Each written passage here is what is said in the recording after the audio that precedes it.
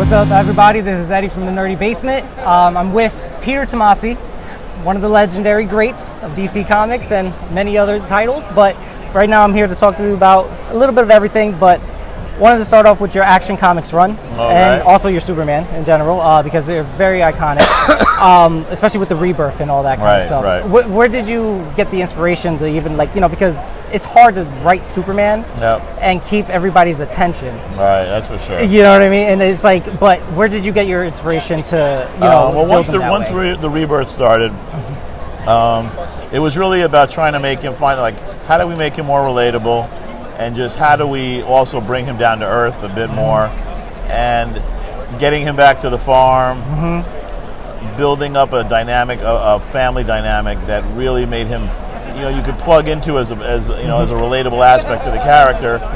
Really went a long way to just kind of unbelievably watch people really connect again with Superman and appear at cons and say thank you for making me read Superman again, and thank you for letting me discover Superman. So it was great. My sentiments exactly, because it's like I just said, it's so difficult to keep him relatable, keep him to the point that you stay invested. Right. And when you threw in Mixie, that was a big twist, and I don't think I expected that. Yeah, I don't think many people saw that coming. So that whole story was worked out between me, Patrick Gleason, and Dan Jurgens, and we were really happy the way it all came together. Yeah, no, it was so cool. Especially it's weird. A lot of people forget about his origins with the old comics with the blue and red, those spectrums of Superman, and that's what you kind of created with making Mixie the blue, and then of course and the visuals were great. I mean, Pat and Dan really just did some great looking stuff. It was a joy to have that all come together. Yeah. So moving on to your Super Sons, it's you have two great runs with that and everything. What made you want to actually explore the relationship between just John and just Damian? kind of staying again with the family. I mean, I like that family dynamic of watching two sons, and watching especially two sons who are polar opposites of each other, from two polar opposites of the fathers. So just to put them together is just fun, automatically fun, and automatically dramatic, and just they each are so distinct in their voices. It was one of those books that was always, I can't wait to write Super Sons this week. So it was a lot of fun, and the art-wise, I mean, we were great to have. Pat did those first two issues in Superman, then we went into it with Jorge Jimenez. Yeah, I think that's because of you. He got really noticed and all that. That was awesome. And he did great stuff.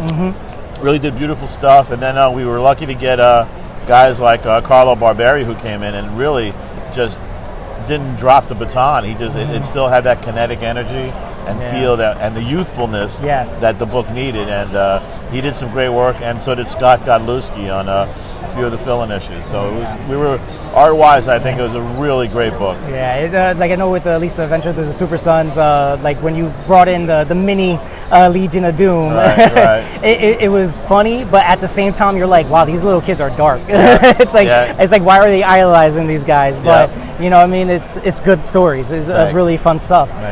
So now I'm definitely going to hit you off with the current Detective Comics run.